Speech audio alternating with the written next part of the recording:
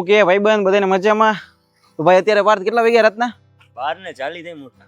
12:40 થઈ. અત્યારે મેં અડધી રાતે નાને ઉઠાડ્યો ભાઈ. નીંદર તો નથી બગાડી? હવે બગાડીને હવે કહેશ કે નીંદર બગાડી. તો ભાઈ અત્યારે અમે બંને જઈએ છીએ ગાંઠિયા અને થેપલા ખાવા માટે. અને તમે જોઈ શકો છો કે આખો રોડ અત્યારે સુમસાન છે ને અત્યારે 12:40 ઓલરેડી થઈ ગઈ છે. તો ચાલો હું તમને રાજકોટની એક એવી જગ્યાએ લઈ જાઉં કે જ્યાં કહેવાય ને આખી રાત તો આપણે કહી શકીએ ના રાતના 3-4 વાગ્યા સોરી આખી રાત નહીં પણ કહેવાય ને 3-4 વાગ્યા સુધી દુકાન ખુલ્લી હોય છે અને ભાઈ કહેવાય ને જોરદારના ગાંઠિયા અને થેપલા મળે છે. આખો દિવસ તો ખુલ્લી જ હોય છે ને પાર્થ? આખો દિવસ તો ખુલ્લી જ હોય છે પણ કહેવાય ને અડધી રાતે બી ખુલ્લી હોય છે ને ભાઈ કહેવાય ને ફૂલ ટ્રાફિક હોય છે ને અત્યારે આપણે ત્યાં જવાનું છે ભાઈ કહેવાય ને ગરમા ગરમ ગાંઠિયાનો આનંદ માણવાનો છે. એમાં એ ભાઈને મેં અત્યારે ઉઠાડ્યો છે તો એને બી ગાંઠિયા બધા ખવડાવજો છે. નહીં ખાલ તો નહીં હાલે. તો ચાલો હવે ત્યાં જઈને જવું છે ને પાર્થ? Let's go.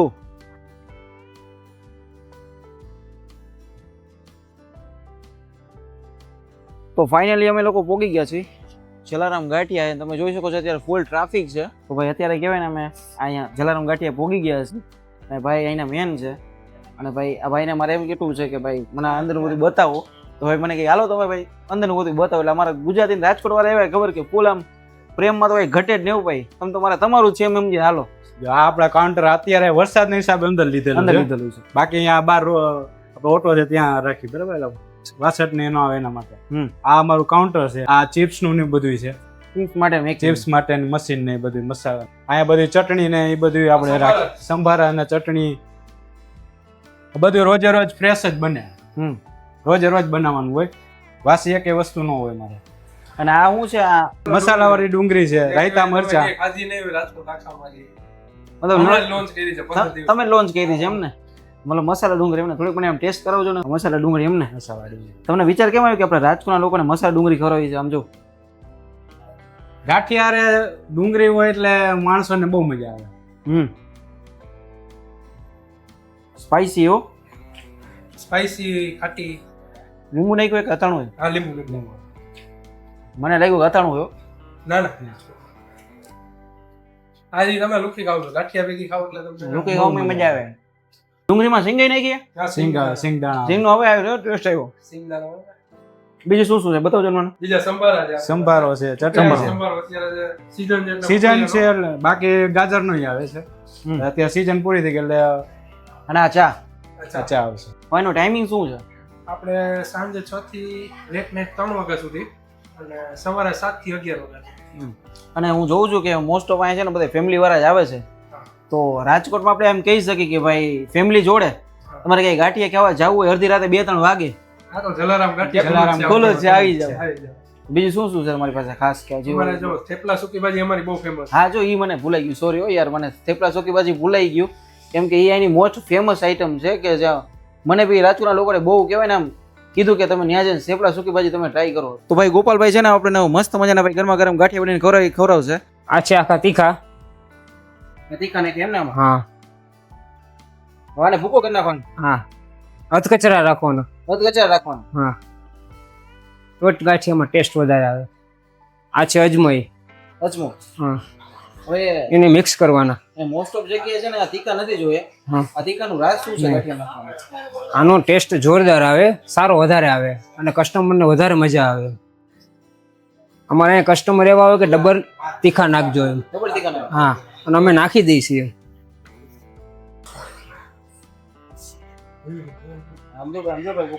મારા પપ્પા પણ આ જ કરતા. અમારી બીજી પેટી હાલે છે અત્યારે. ગાંઠિયા તો હર કોઈ ખવડાવે પણ જલારામ જેવા કોઈ નો ખવડાવે. ભાઈ ગોપાલભાઈ બનાવતો એટલે કઈ ઘટે નહીં. હું આવ્યો ને ત્યાંનો જો ઉપે ગયો ગોપાલભાઈ સખત આમ કહેવાય ને ઘણું ગાંઠીનો ગાંઠી થયા છો ભાઈ. બ્રેક લેતા હતા તમે રાખતા નથી? નહીં હો, આવો ગાંઠિયા લગભગ તમને ક્યાંય ખાવા ન મળે એમ. ગમે ત્યાં જાઓ ખાલી અજમા નાખીને તમને ખવડાવી દે. અમારે કસ્ટમર આવે તીખા નાખવાનું કહે તો ભલે, ન નાખવાનું કહે તો ભલે, અમે ફરજિયાત નાખી દઈએ.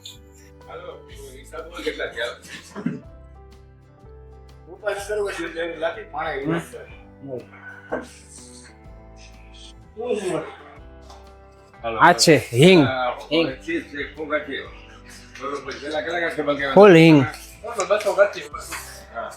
મરીન પાવડર તીખાનો ભૂકો કીએ ને. હા અમે ભરપૂર છાંટીને આપીએ.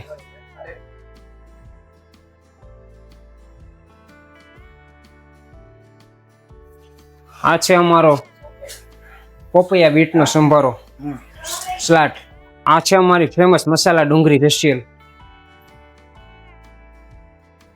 આ અમારી ચટણી પ્યોર જલારામની. આવી ચટણી લગભગ બનાવતું નથી કોઈ, અમે બનાવી છે. એની સાથે આવશે રાયતા મરચા. આ છે એની સાથે ફ્રાય કરેલા મરચા. જેના વગર ગાંઠિયા અધૂરા એમ ને? જેના વગર ગાંઠિયા અધૂરા. આપણી ગાંઠિયાની ડીશ તૈયાર. આ ગાંઠિયાની ડીશ તૈયાર કમ્પ્લીટ. ભાઈ આપણે અત્યારે ફ્રેન્ચ ફ્રાઈઝ બનાવી છે લાઈવ ગરમા ગરમ. ગરમા ગરમ. આની શું પ્રાઇસ છે? અને 50 રૂપિયા એક પ્લેટની. અને મને જયભાઈ કીધું કે મસાલાનો તમારા ફૂલ ટેસ્ટ હોય છે અને આપણે મસાલો પોતાનો જ બનાવી છે. આપણી થેપલા સૂકી ભાજી આવી ગઈ છે કે જે કહેવાય ને મોસ્ટ ઓફ બધા અહીંયા એટલામાં પ્રખ્યાત છે.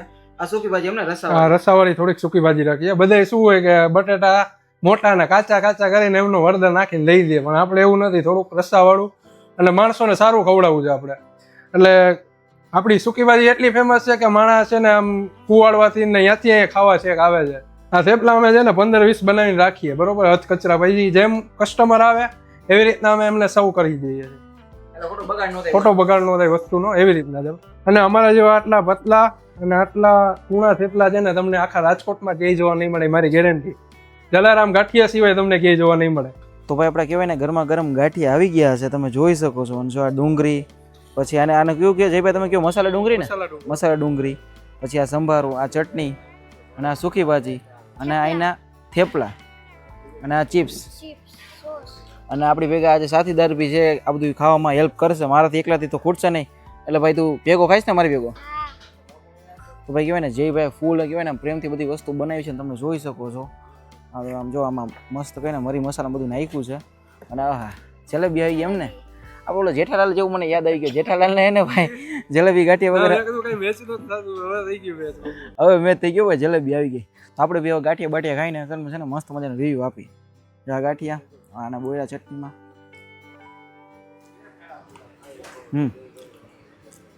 મસાલા ડુંગળી.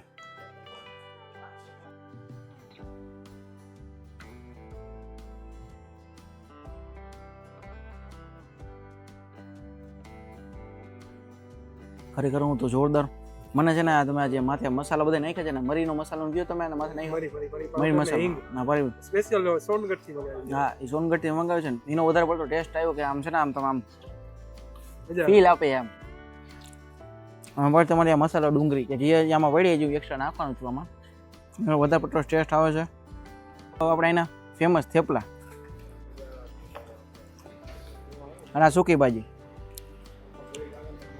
તમારી સૂકી ભાજી મોનોપોલી બોલી ને રસાવાળી, થોડી રસાવાળી છે એમને. આપણે આની વન બાઈટ લઈ તમારા રિવ્યુ માટે છે ને આપણે થોડી થોડી બાઈટ લઈ, પછી તો હું બધું ફૂલ ધરીને ખાવાનો છું.